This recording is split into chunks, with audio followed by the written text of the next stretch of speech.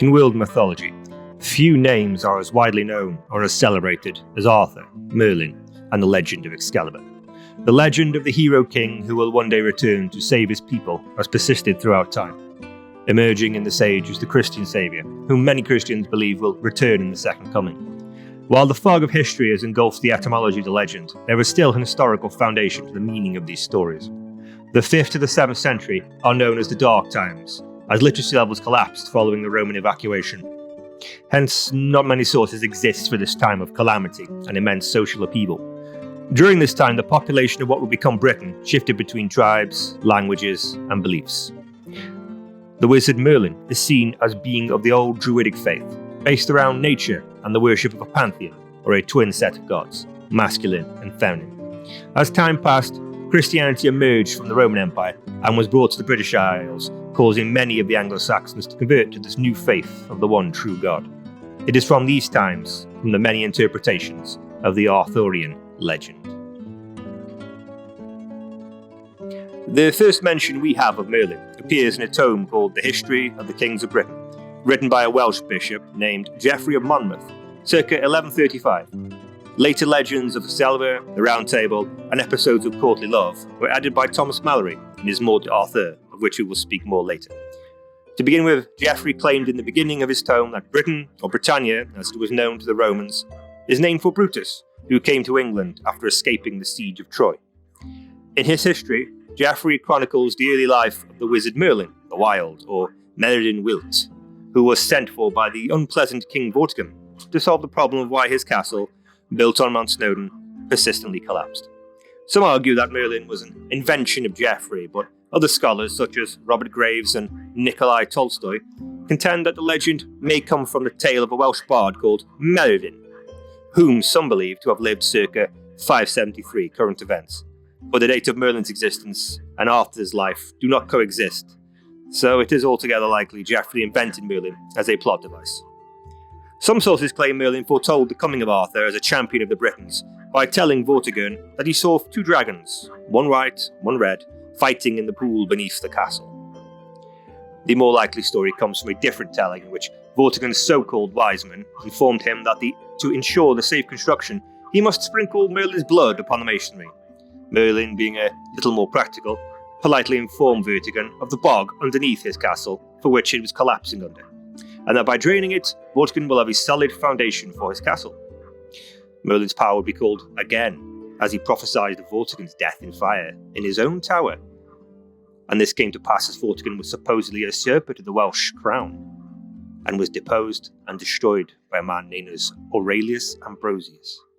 After Ambrosius was himself assassinated by none other than Uther Pendragon, Pendragon himself became king and invited all nobles from Cornwall to Scotland to witness his coronation. It was here his eye fell upon Igraine, the wife of Sir Gorlois, the Duke of Cornwall. Not wishing to lose his wife, Gorlois fled with Igraine to Cornwall, where Pendragon pursued with a vengeance. Gorlois closeted himself within the invincible castle of Tintagel, causing Pendragon to fall into despair. As his father before him, Pendragon turned to Merlin for his help, who turned Pendragon into a facsimile of Gorlois using his arcane powers. Using this visage, Pendragon bedded Igraine. Meanwhile, Gorlois was killed during a raid by Pendragon's men, thus allowing Pendragon to wed Igraine, giving birth to a boy named Arthur. A strange twist of fate left Pendragon dead from poisoning after 15 years as king, and it is now that myth and legend seem to entangle from historical fact. The character of Thomas Malory is contentious and controversial. Some claim he was a thief who sacked monasteries and committed rather heinous crimes, and it is asserted that his De Arthur was penned in Newgate Prison, which is incidentally where he is buried. Malory introduced several plot devices to the story, such as Arthur pulling Excalibur from the stone, or anvil as Malory originally claimed, and his abduction by Merlin into the hands of Sir Ector, who raised Arthur as his own son until the removal of the aforementioned blade.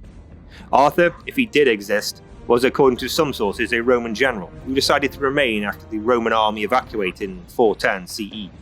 In these testimonies, Vortigern was a local chief who sought to fill the power vacuum left by the Romans but was frustrated by a Picts tribe from Scotland. It was during this time that Vortigern reached out to many mercenaries in Germany, known as the Saxons and Jutes, to come to what they called Angles, and which eventually would transform into the name England.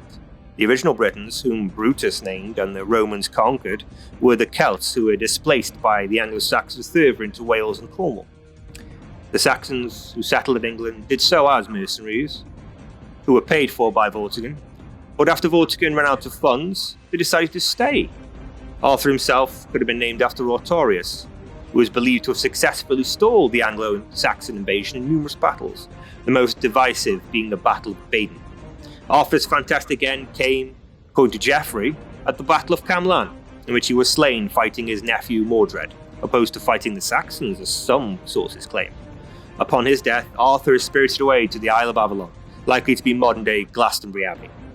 It is here that legends claim a Welsh minstrel convinced King Henry II that Arthur is buried in Glastonbury Abbey. As Henry was the grandson of the mighty William the Conqueror, and was still facing brewing discontent in Wales and Cornwall to his Norman rule, he would likely be relieved to know that the famed King of the Britons was truly dead and buried. The abbey itself burned down in 1184, prompting Henry to contribute funds to its rebuilding, during which the monks unearthed a huge stone slab 16 feet deep into the earth, which contained an oak coffin housing the supposed remains of Henry and his Queen Guinevere. This transformed Glastonbury Abbey into one of the most sacred sites in Europe for pilgrims, and Glastonbury Abbey was itself rebuilt to a magnificent scale and splendour. One chronicler, Gerald of Wales, who claims to have actually seen the bones on the cross the following year, says the inscription on the cross did indeed mention Queen Guinevere. Scholars have accused the monks of inventing the entire story, and yet Gerald of Wales seems to have been an honest man in his own way, and he was one of the few to denounce Geoffrey of Monmouth's history as a pack of lies, and that he specifically claims to have seen both skeletons and the laden cross. This cross was still around for many centuries, and in 1607 CE, an antiquarian named William Camden published a picture of it. This text spells Arthur Arturius, an ancient form that was in use in the time of King Arthur, but had not been used since.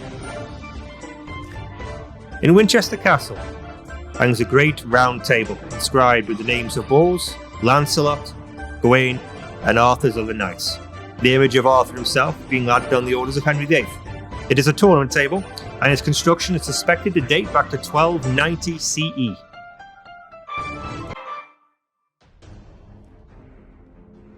The Arthur and the Merlin we are left with was likely that one of a Roman general who remained in England, or would become England, and Merlin, if he did exist, likely had been his closest confidant, his advisor.